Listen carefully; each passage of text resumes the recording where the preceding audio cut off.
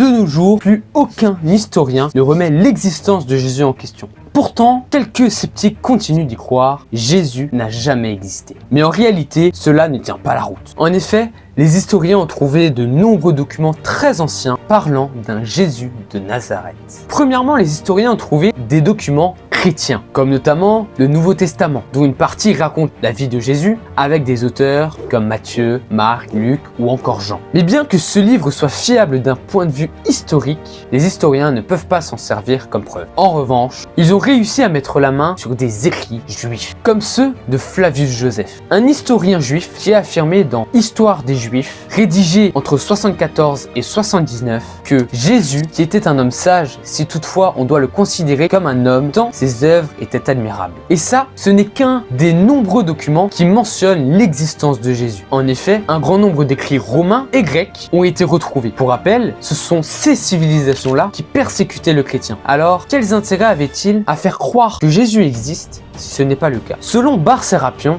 dans une lettre destinée à son fils, qui a été rédigée en l'an 73, il écrivit ceci. « Quel avantage les Juifs ont-ils gagné à exécuter leur roi sage? Leur royaume fut anéanti peu après. » Selon l'historien romain Tacite, dans Annales 1544, écrit en l'an 110, l'historien romain affirme « Pour apaiser ces rumeurs, il offrit d'autres coupables et fit souffrir les tortures les plus raffinées à une classe d'hommes détestés pour leur abomination que le vulgaire appelait chrétiens. Ce nom leur vient de Christ, qui sous Tibère fut livré au supplice par le procurateur Ponce Pilate. Pline le Jeune, quant à lui, écrivit au même moment une lettre à son ami l'empereur Trajan, qui disait à propos des chrétiens, au reste, ils assuraient que leurs fautes ou leurs erreurs n'avait jamais consisté qu'en ceci. Ils s'assemblaient à jour marqué avant le lever du soleil. Ils chantaient tour à tour des vers à louange du Christ comme d'un Dieu qui parle d'un Christus.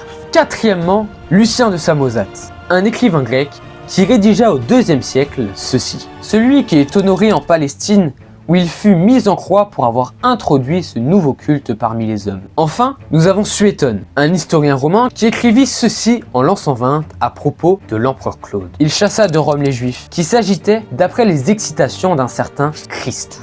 Mais en plus de ces nombreux témoignages de l'existence de Jésus, c'est tout un contexte et tout un cadre qui est validé par des auteurs, mais également par l'archéologie. Par exemple, dans le Nouveau Testament, un certain Jean-Baptiste est mentionné qui baptise dans les eaux du Jourdain. L'existence de cet homme vient être confirmée par un historien juif, Flavius Joseph, qui écrit à propos de Jean, Hérode l'avait fait tuer, quoique ce fut un homme de bien et qu'il excita les Juifs à pratiquer la vertu, à être justes les uns envers les autres et pieux envers Dieu pour recevoir le baptême. Mais il mentionne également un autre homme, Jacques, l'un des 12 apôtres de Jésus. Festus était mort et Albinus encore en route. Il réunit un Sanhédrin, traduisit devant lui Jacques, frère de Jésus appelé le Christ, et certains autres en les accusant d'avoir transgressé la loi, et il les fit lapider. Au cours de sa vie, il est rapporté que Jésus a réalisé une guérison miraculeuse à la piscine de Bethesda, un bassin à 5 portiques réalisé au bain rituel. Mais énormément de spécialistes doutaient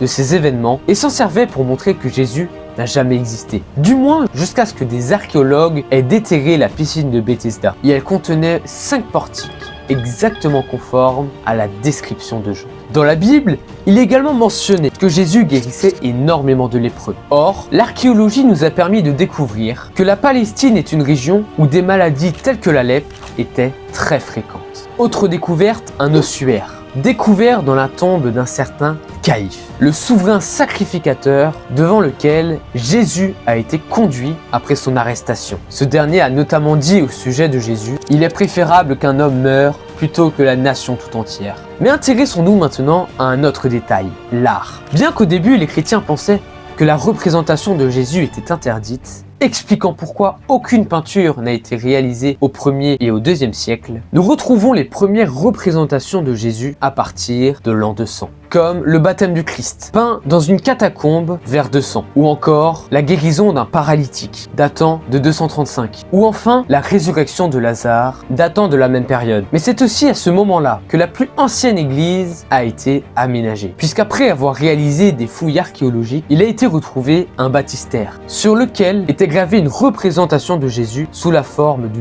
bon berger ou du bon pasteur. Mais c'est sur les murs de cette église que des éléments de la vie de Jésus sont représentés. représentées, comme le défilé de femmes, pouvant faire référence à la parabole des 10 vierges. Mais nous retrouvons également sur ces murs des miracles, comme la marche de Jésus et de Pierre sur l'eau. Ainsi, tous ces écrits, toutes ces découvertes archéologiques nous permettent d'affirmer que oui, l'existence de Jésus ne peut plus être contestée. Et ça, ce n'est pas mon avis, ce sont l'avis de scientifiques. L'avis d'historiens croyants, mais également d'historiens qui ne croient pas en Dieu et qui pensent que Jésus est un homme qui a bien vécu, mais qui n'est juste ni Dieu ni un prophète.